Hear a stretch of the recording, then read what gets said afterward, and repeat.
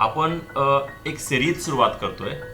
या सिरीजमध्ये आपण जे लघुमध्यम उद्योजक आहेत त्यांच्याशी संवाद साधणार आहोत. आणि आज आपल्यासोबत आहेत अनुज करकरे, जे की एनप्रो प्रायव्हेट लिमिटेड या कंपनीमध्ये डेप्युटी MD आहेत. Hello Anuj. Hello Prashant, thank you.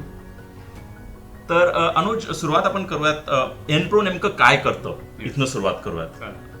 So एनप्रो industries ही कंपनी माझ्या पेरेंट्सनी चालू केली, आई वडिलांनी 1988 मध्ये. सो साधारण 35 वर्ष आता झालेली. सो हे ॲक्च्युली आमचं 35th इयर आहे. सो एनप्रो आम्ही मेकॅनिकल फ्लुइड सिस्टम्स आणि प्रोसेस इक्विपमेंट ह्या दोन मेजर प्रॉडक्ट कॅटेगरीज बनवतो. मेकॅनिकल फ्लुइड सिस्टम्स म्हणजे झालं म्हणजे स्किड माउंटेड काही इक्विपमेंट असेल वेगवेगळ्या ॲप्लिकेशन्ससाठी, जसं lube oil consoles, chemical injection skids, ह्या टाईपचे स्किड बेस्ड इक्विपमेंट जे असतात ते सगळ्या प्रकारचे आम्ही मॅन्युफॅक्चर करतो. आणि मोर रिसेंटली एक 5 वर्षांपूर्वी आम्ही दुसरी डिव्हिजन चालू केली, जी प्रोसेस इक्विपमेंटची. सो तिथे आम्ही हीट एक्सचेंजर्स, प्रेशर वेसल्स आणि वेगवेगळे हायर मेटलर्जीजचे जे हीट एक्सचेंजर असतात त्याच्यावर आम्ही फोकस करतो. कुठल्या प्रकारचे कस्टमर्स हे जास्त आहेत तुमच्याकडं, कुठल्या सेक्टरमधले? Correct. So oil and gas हा आमचा मेजर सेक्टर आहे आतापर्यंत, पण actively we are trying to diversify our industry portfolio. म्हणजे फूड, फार्मा, केमिकल्स, फर्टिलायझर्स आणि आता रिन्युएबल्समध्ये म्हणजे हायड्रोजन वगैरे ह्या ॲप्लिकेशनसाठी सुद्धा आम्ही आता प्रॉडक्ट बनवायला लागलो. छान. मला एक सांगशील, तुझा जो पोर्टफोलिओ आहे, रेव्हेन्यू आहे तुमचं, त्यामध्ये काय रोल एक्सपोर्ट्सचा आहे आणि किती टक्के हे डोमेस्टिक किंवा भारतामध्ये विकलं जातं? सो जेव्हा मी स्टार्ट केला बिझनेस तेव्हा डोमेस्टिक ऑफकोर्स सगळ्यात जास्ती आमचं हे होतं पर्सेंटेज. पण जसं जसं बिझनेस डेव्हलप होत गेला, आमचे इंटरनॅशनल कस्टमर्स बरेच वाढायला लागले आणि मग through word of mouth, through references international business बराच वाढत गेला. सो आत्ता आमचं साधारण 80% हा एक्सपोर्टचा बिझनेस आहे आणि 20% डोमेस्टिक. आणि आपलं जे टर्नओव्हर आहे, एक रेंज जर पाहिली तर काय रेंजमध्ये आपलं टर्नओव्हर आहे? आत्ता साधारण 300 ते 400 कोटी आमचा टर्नओव्हर आहे. आणि ही जी ग्रोथ आहे ही काय दराने ग्रोथ होतीये? म्हणजे एक साधारणतः आणखी रेंज जर पाहिली आपण, 5%, 10%, 15% अशी साधारणतः काय दराने ग्रोथ होतीये? राईट फ्रॉम द बिगिनिंग आमची ग्रोथ साधारण 15 ते 20% इयर ऑन इयर होत गेली आहे आणि सस्टेनेबली होत गेली. आम्ही असे मोठे जम्प्स नाही घेतले, but year on year we have been steadily growing 10, 15, 20% depending on the year, पण कन्सिस्टंट ग्रोथ होती. ही जी ग्रोथ आहे, या ग्रोथचं मूळ कारण काय? म्हणजे कुठल्या अशा गोष्टी आहेत ही ग्रोथ ॲव्हरेज जी ग्रोथ आहे इंडस्ट्रीची त्यापेक्षा जास्त आहे? बरोबर. तर अशी काय कारणं आहेत ज्यामुळे तुला असं वाटतं की ही ग्रोथ चांगली होतीये? आय थिंक आम्ही जो एरिया चूज केला आहे तो एकदम निश एरिया आहे एकतर, and our technical expertise is the best in the world त्याच्यात. So becoming the expert in a certain product category, I think that is the key to increasing our business year on year. Right. तर even the international customers त्यांनी आम्हाला appreciate केलं, त्यांनी आम्हाला develop सुद्धा केलं in the last year. आणि त्याच्यामुळे जसा इंटरनॅशनल बिझनेस ग्रो होत गेला तशी आमची ग्रोथ अजून फास्ट होत गेली. म्हणजे जेव्हा आपला बिझनेस इंटरनॅशनल होतो किंवा एक्सपोर्ट वाढतात, तेव्हा एक्सपोर्ट रेव्हेन्यू सोबतच त्यांची मदत सुद्धा मिळते आपल्या स्वतःला डेव्हलप करण्यासाठी. त्यांचे प्रोसेसेस आपल्याला फॉलो करावे लागतात, which are the best in the world. So quality असो का इंटरनल प्रोसेसेस असतील, ते सगळे आपले डेव्हलप होत जातात. आणि we also as a company आपण एफिशियंट बनत जातो, लेटेस्ट टेक्नॉलॉजीज येत जातात. So all these things add up आणि आपली ग्रोथ सुद्धा खूप फास्ट होते. नक्कीच एक्सपोर्टचे हे सुद्धा फायदे आहेतच. आपण जर पुढे एक वर्षभर जर पाहिला, 2 वर्ष जर पाहिली, तर ती ग्रोथ कशी दिसतेय? म्हणजे ॲव्हरेज ग्रोथ दिसतेय, ॲव्हरेजपेक्षा कमी दिसतेय की ॲव्हरेजपेक्षा जास्त दिसतेय? ॲक्च्युली पुढचे 2-3 वर्ष वी आर म्हणजे बरीच जास्ती ग्रोथ आम्हाला दिसते, कारण oil and gas sector currently बराच ग्रोथ फेजमध्ये आहे. मिडल ईस्ट बिझनेस बराच वाढलेला आहे. सो ऑलमोस्ट 30%, 40% ग्रोथ आम्ही एक्सपेक्ट करतो इन द नेक्स्ट 2 ते 3 वर्षात. छान, खूप छान. म्हणजे आणि ही ग्रोथ पीपलमध्ये सुद्धा ट्रान्सलेट होईल. मी कुठेतरी वाचत होतो की एनप्रो प्रायव्हेट लिमिटेड ही कंपनी यावर्षी त्यांना best place to work for, म्हणजे काम करण्यासाठी खूप चांगली कंपनी, हे सुद्धा तुम्हाला मानांकन मिळालं आहे. त्याबद्दल तुमचे खूप खूप अभिनंदन. मात्र काय कारण आहेत की तुम्हाला best place to work for असा अवॉर्ड मिळालेला आहे? बरं. सो मागचे 3-4 वर्ष आपण बघितलं तर बराच focus employee wellbeing, employee comfort आणि एम्प्लॉईला जे बेनिफिट्स मिळत असतात. कारण आता बरेच इंटरनॅशनल कंपनीज पुण्यात त्यांचे हेडक्वार्टर्स वगैरे सेटअप करत आहेत. तर लोकांची एम्प्लॉईजची एक्सपेक्टेशन वाढत गेली आहे एम्प्लॉयर्सकडून की ह्या फॅसिलिटीज मिळायला पाहिजेत, चांगले ऑफिसेस पाहिजेत, वर्क फ्रॉम होमच्या फॅसिलिटीज पाहिजेत, असे बरेच नवीन गोष्टी HR च्या बेसमध्ये आता डेव्हलप होत जात आहेत. तर we are trying to adopt ह्या सगळ्या नवीन गोष्टी ज्या आहेत त्या एम्प्लॉईजना प्रोव्हाइड करणं. बीट हेल्थ इन्शुरन्स तर बेसिक गोष्ट आहे, पण फॅसिलिटीज ज्या आहेत, मे बी स्पोर्ट्स फॅसिलिटीज, काही ट्रेकिंग ॲक्टिव्हिटीज, ह्या सगळ्या वर्क कल्चरमध्ये इन्कल्केट करणं, ह्याच्यावर आमचा बराच फोकस झाला इन द लास्ट 2-3 years. त्याच्यामुळे employees are also happy to work at Enpro. If you see last 2-3 वर्षात बरंच ॲट्रिशन वाढलेलं आहे इन द इंडस्ट्री. बरेच लोक are moving to different industries, नवीन मल्टीनॅशनल्स येत आहेत, त्याच्यात सॅलरीज पण जास्ती असतात. सो ह्या सगळ्या गोष्टी कन्सिडर करत वी डिसाइडेड की आपल्या पॉलिसीज, HR पॉलिसीज पण आपण अपडेट केल्या पाहिजेत टू द इंटरनॅशनल स्टँडर्ड्स. तर ह्या सगळ्या पॉलिसीजमुळे ट्रान्सफॉर्मेशन झालंय बरंच in the company culture, and that is why we opted for the great place to work certification असतं. त्याच्यात सगळ्या एम्प्लॉईजचा सर्वे केला जातो and on various topics with in the HR practices, and the employees vote if that company is a great place to work. So त्याच्यात आमचा बराच चांगला स्कोर झाला आणि ज्याच्यामुळे आम्हाला हे सर्टिफिकेशन मिळालं. खूप छान. आम्हाला खूप बरं वाटतं की MCCIचे एक मेंबर आहात तुम्ही आणि तुम्हाला असं सर्टिफिकेशन मिळालेलं आहे आणि तुम्ही जे एम्प्लॉईची काळजी घेताय अशीच एम्प्लॉईची काळजी इतर सुद्धा उद्योग घेतील, यातनं प्रेरणा घेतील, हीच आमची इच्छा आहे. मला आणखी एक विचारायचं आहे की ही प्रगती आनंददायी आहे आणि ही अशीच वाढत राहावी. मात्र कुठलीही प्रगती असताना काही ना काही रोडब्लॉक असतात. तर मी जेव्हा बऱ्याच लघुमध्यम उद्योगांशी बोलतो तेव्हा असं लक्षात येतं की त्यांना 4 ते 5 वेगळ्या प्रकारचे प्रॉब्लेम्स असतात. मी ते मांडतोय जेणेकरून तुम्हाला विचारू शकेन की तुम्हाला यापैकी कुठले प्रॉब्लेम हे प्रामुख्याने जाणवतात.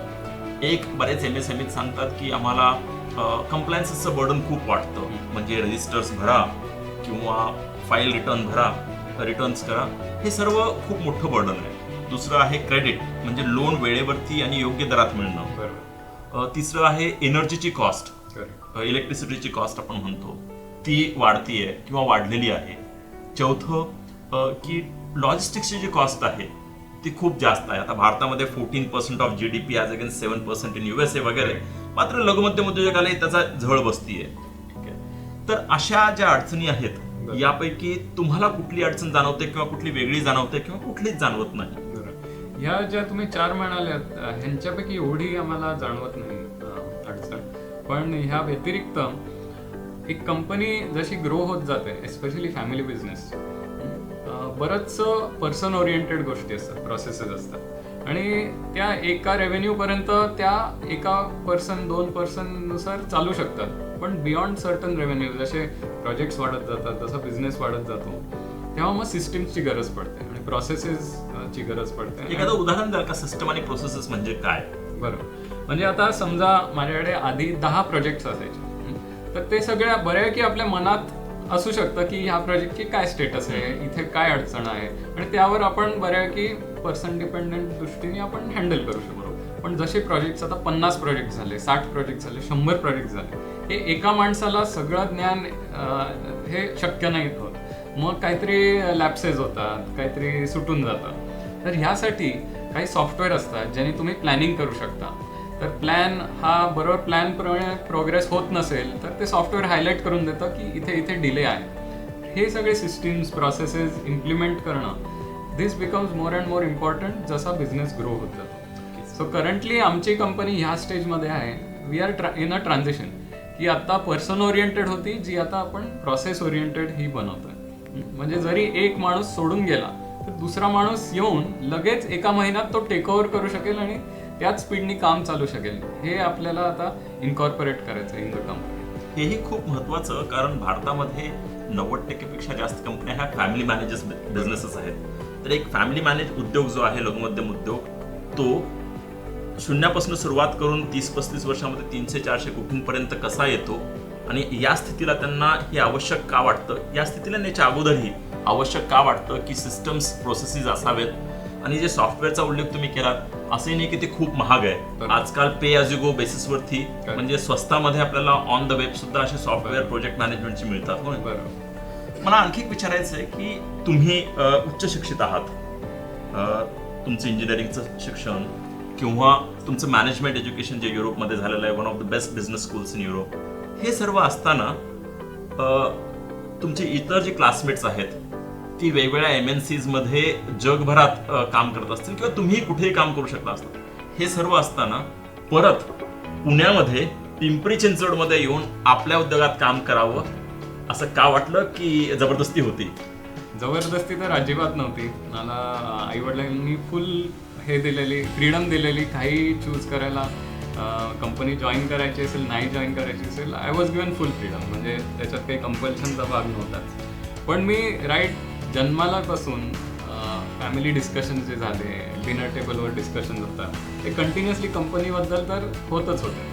सो एनप्रो ही एक फॅमिलीमधलं बेबीसारखं आहे, जे म्हणजे त्याला काही म्हणजे सोडून जाऊन दुसऱ्याकडे विकून हे सगळं मनाला पटत नव्हतं. एक it is like a baby in the family, ज्याची काळजी घ्यायला पाहिजे, ज्याला ग्रो केलं पाहिजे. So that was the sole intention.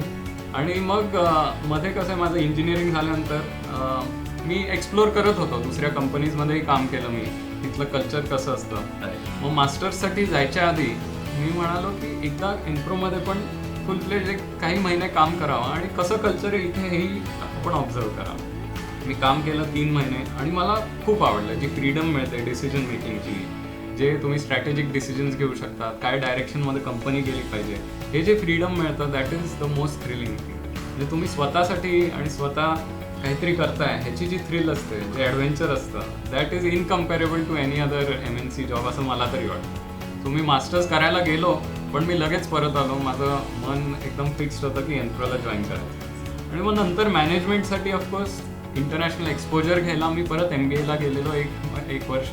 पण अगेन माझं इंटेन्शन होतं की मी परत बिझनेसमध्ये यायचं होतं. सो मी काही जॉब वगैरे शोधले नाही, परत जॉईन झालो. आता 7 वर्ष झाली आहेत मला एनप्रो जॉईन करून, and I am really enjoying it. म्हणजे जे सॅटिस्फॅक्शन मिळतं, job satisfaction of growing your on company, हे कुठेच वेगळीकडे मिळू नाही शकत.